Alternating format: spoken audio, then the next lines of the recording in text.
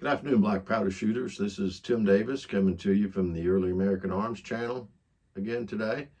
And today I want to talk to you about a purchase I made actually last summer. And this is the first time I've had to really sit down and do a review on it.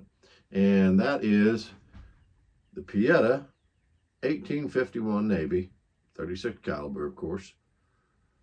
And I caught this pistol on sale last summer for $289 from Midway. It was I guess, put together for the price point, because when I got it, it had these atrocious black plastic checkered grips, and the hammer was not case hardened. It was actually a black oxidized finish. So, wanting to dress it up a little and make it more original, I had a set of wooden grips I put on it. I still need to do some final fitting on those. They're a little proud in a couple areas. And I purchased a case hardened hammer for it off of Taylor's. And that brought it into full original configuration. Very happy with this pistol. As you can see, it's gorgeous. The case color on it is just beautiful. Try to reflect it in the light there so you can get a good look at it. Fit and function of this weapon, I did tear it down and do some internal work on it, but the action is just smooth as can be. I mean, it just good hammer pull, very succinct, 3 clicks, locks up perfectly in battery. It's a little loose, but honestly, I like that. It doesn't foul as bad as some of my Ubertis. I had one other Pietta. I had a Pietta Remington Model New Army, and I really liked it. And I was looking for a Colt 51 Navy, and didn't want to spend a whole lot of money. And with this being on sale, it really appealed to me, even with the price point pieces on it that I replaced to make it look more original. Like I said, I worked over the internal a little bit, did some polishing. I coned the rammer to use on conical bullets, because the Pietta rammers do not come coned for conical bullets. And rather than have to buy a Uberti rammer and drill out the hole, I just used drill bits on my drill press and coned it out, and it turned out just fine. Big thanks to Mike Bellevue, Duelist 1954. He had a video on that, and his directions worked perfectly. So that was a cheap way to do that in my own shop. The way this pistol functions is great. I've never had a misfire in it. Like I said, it doesn't foul quite as bad as some of them do, just because of I think a little bit of the looseness with it. Very, very accurate, more accurate than I am. I did the playing card challenge with it, and as you can see, 6 shots on the card. I nicked it, but it was still a hit.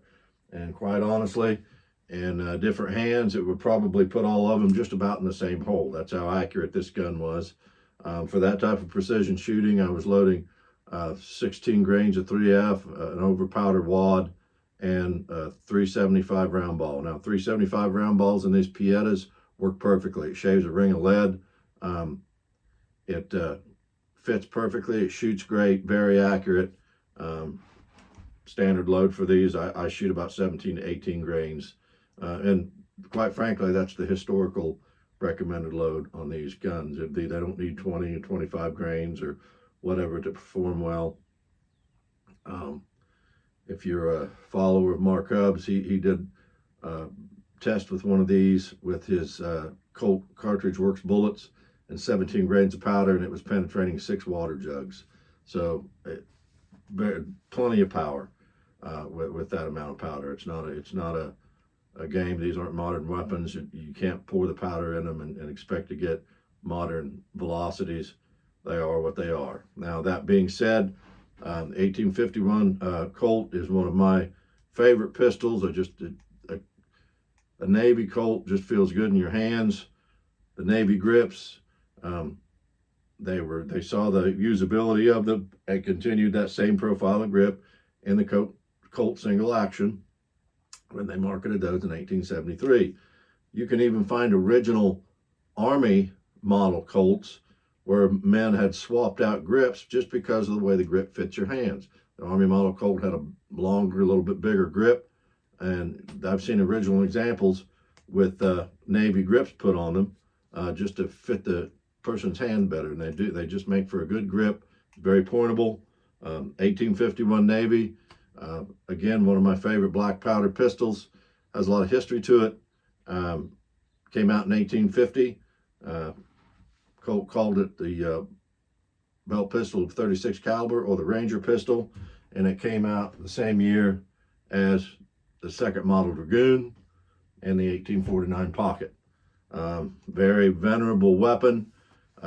These were carried in the favorite weapon of choice for many frontiersmen. One notable frontiersman, Wild Bill Hickok, one of the most famous pistol shots in a gunfight at 75 yards through the heart, and the touch shot was fired from a Colt Navy. Very accurate out to 75 yards. That's what these guns were made to shoot. At the time of the advent of this particular model and the Dragoon, you didn't have repeating weapons. You had single shot Sharps or Hawkins or military rifles, and if you wanted a repeating arm that was reliable and affordable, you carried a revolver, probably one of Colonel Colt's, and you had firepower and more than one shot. These were very dependable weapons. They were carried through the 1850s, through the Civil War. They were carried well into the 1870s, 1880s. Some of them were converted to 38 Colt, but many of them stayed in this configuration. They were reliable. Men knew how to use them. They shot well, and you saw, like I said in some of my other videos, you saw these being carried clear up into the late 1870s, even 1880s. Men were carrying percussion revolvers, a lot of times Navy Colts, because they were just such a well-balanced, accurate, dependable firearm. Again, not enough good to say about this. Pietta 36 caliber, shoots well, very reliable, never had a misfire, hang fire in it yet. I even left the original factory nipples on it, and they do just fine. Some of the pistols I'll change out and put slick shots in, but this one has the factory nipples in it, holds the cap, number 10 caps just fine, shoots well, fit and finish is beautiful, case hardening is beautiful. You do have the made in Italy and black powder only on the side of the barrel rather than under the rammer like Uberti does it. That might be, I like that better when it's under the rammer. You don't see some of the modern writing on it, makes it look more original.